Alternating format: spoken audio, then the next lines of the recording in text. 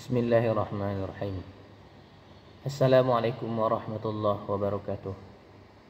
Alhamdulillah, wassalatu wassalamu ala rasulillah Muhammad ibni Abdillah wa ala alihi wa sahbihi wa mawala. Alhamdulillah, bersyukur kepada Allah subhanahu wa ta'ala, bersalawat kepada junjungan alam Nabi Muhammad sallallahu alaihi wasallam. Sahabat dimanapun antum berada, semoga Allah sihatkan selalu. Jika ada yang sakit, semoga Allah berikan kesembuhan baginya. Allah sampaikan umurnya, dipanjangkan umurnya untuk ketaatan, dan Allah matikan kita husnul khatimah. Amin ya rabbal alamin. Sahabat, ada hadis daripada Bukhari yang mana hadis ini menerangkan bahwa sesungguhnya panggilan yang luar biasa itu adalah panggilan azan. Jadi maka nanti dalam azan itu setan akan terbirit-birit. Dalam azan dan iqamah itu setan akan terbirit-birit karena muazin orang melakukan azan. Wa qala Rasulullah sallallahu alaihi wasallam wa an Abi Hurairah radhiyallahu anhu anna Rasulullah sallallahu alaihi wasallam qala idza nudiya lis-salati adbara syaitanu walahu duratun hatta la yasma'at ta'zina fa idza qada nida akbala hatta idza suwiba bis salati adbara hatta idza qadat taswiba akbala hatta yakhtura bainal mar'i wa nafsihi yaqulu uzkur kaza liman lam yakun yadhkur hatta yazalla rajulu la yadri kam shalla. Hadis riwayat Bukhari. Dari Abu Hurairah radhiyallahu anhu bahwa Rasulullah sallallahu alaihi wasallam bersabda, Izanu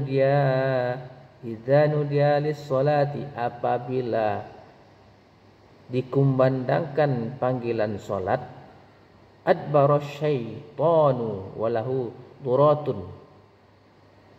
Nah, apabila dikumandangkan panggilan salat yaitu azan, maka setan membelakangi, yaitu terbirit-birit, berlari-larian sampai terkentut-kentut hingga tidak terdengar azan.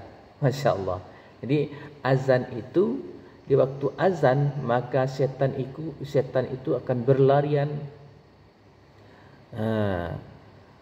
Maka mereka akan berlian sampai azan itu selesai. Maka ia datang lagi apabila selesai dari orang. Maksudnya maka ia akan datang lagi habis azan dikumandangkan. Apabila iqamah ditegakkan, setan pun berlari menjauh dan kembali lagi setelah iqamah selesai dikumandangkan. Azan dan iqamah itu sama. Maka setan akan terbirit-birit, akan lari dari dengaran daripada azan dan iqamah tersebut. Kemudian ia melintas di pikiran antara seseorang dan dirinya. Ia membisiki, ingatlah ini, ingatlah itu, yakni ia mengingatkan kepada orang itu sesuatu yang tidak diinginkan di luar solatnya. Jadi setan itu membisiki kita dalam solat untuk mengingat ini dan itu. Itulah tugasnya. Tapi di waktu azan dan iqamah, ia akan terbirit-birit sampai berjatuhan lari daripada azan dan iqamah. Sehingga orang yang tersebut tidak mengetahui sudah berapa rakaat solatnya. Itulah kerjanya jin setan tadi. Masya Allah, tabarakallah. Jadi sahabat, jangan anggap enteng, yaitunya panggilan yang luar biasa adalah panggilan solat, azan dan iqamah. Karena sejatinya sesungguhnya jin dan setan itu terbirit-birit oleh azan dan iqamah. Tetapi di luar hadis ini pernah saya temui dalam hadis lain bahwasanya Rasulullah SAW bersabda itu, di mana waktu Rasulullah SAW menemui iblis di pintu masjid dan ia bertanya, "Kenapa engkau cegah-cegah manusia untuk melakukan solat?" Kata iblis, sesungguhnya manusia atau umatmu yang solat itu sama mereka telah membuat kami terbakar karenanya. Masya Allah, tabarakallah. Jadi kita awalnya yang azan dan dilanjutkan dengan iqamah, dari azan mulai kita laksanakan dan iqamah, setan terbirit-birit ketakutan, dan langsung dengan solat maka setan akan kepanasan, akan terbakar karena kita melakukan solat. Maka dari itu jangan mau berteman dengan setan, musuhilah setan, hadirilah azan, atau kita sendiri yang jadi muazin berwuduk.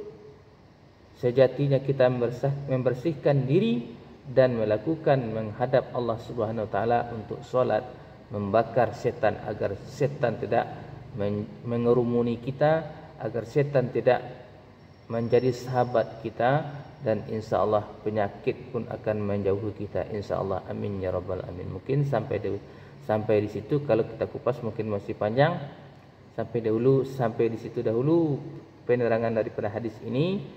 Panggilan luar biasa adalah salat dan iqamah akan membuat terbirit-birit setan dan iblis, dan apabila selesai adzan dan iqamah ia akan kembali lagi untuk menggoda kita, membisikkan kepada kita bahwasanya dalam pemikiran, dalam makrifat kita dalam salat akan dialihkan oleh jin dan setan untuk supaya mengingat yang lain. Semoga kita bisa menghindari itu. Amin ya rabbal alamin. Subhanallahi wa bihamdihi, subhanallahil azim. Subhanaka Allahumma bihamdika asyhadu an la ilaha illa anta astaghfiruka wa atubu ilaika. Wassalamualaikum warahmatullahi wabarakatuh.